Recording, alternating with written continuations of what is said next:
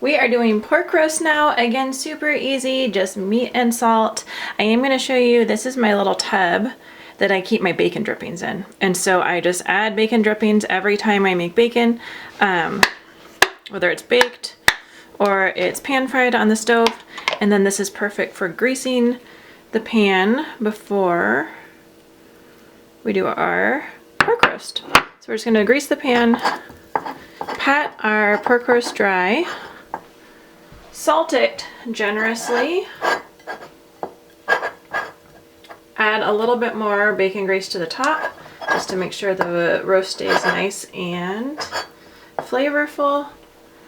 Bake it, let it rest for a little bit, and then we are ready to go.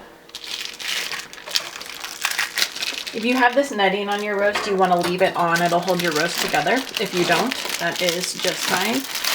So we're just going to pat this, or any oven-proof dish is perfect. About half a teaspoon of salt over this entire roast. Remember, it's easier to add salt later than it is to subtract. And since this is a dry roasting in the oven instead of wet in the slow cooker, then it tends to concentrate the salt a little bit more. You can see how pink this roast is. This is because it's heritage breed pork. So a lot of the pork that we see in the grocery stores is light pork. It's not nearly as flavorful. It doesn't have as many vitamins and minerals.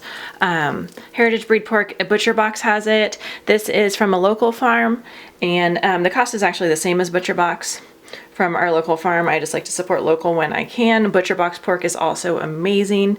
If you want to, you can lay a few strips of bacon over the top as well. Or you can just cover it with a little bit of fat, beef fat or lard. I'm just using the bacon grease that I have saved, and then we're going to pop this into the oven. You're going to bake in a preheated oven at 425 for 15 minutes to brown, and then you're going to lower the oven temperature, keeping the oven closed, to 375 degrees and continue cooking for another 75 minutes. Roast cook at a time per pound basis, so if your roast is bigger or smaller, you'll adjust.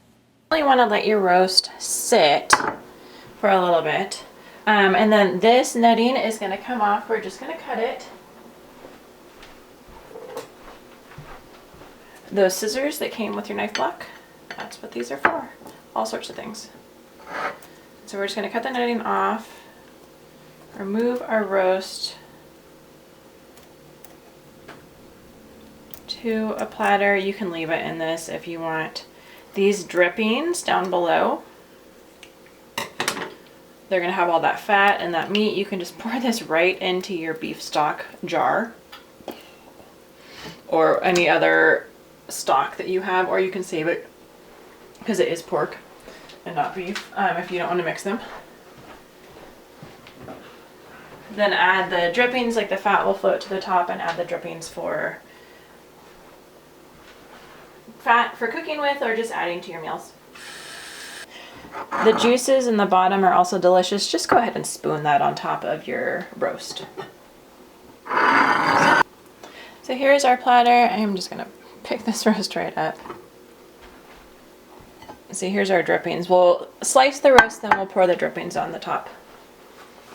And this is the fatty part. This is delicious. It's my favorite part. I always steal that. No one else wants it. Then you can sprinkle more salt on if you'd like.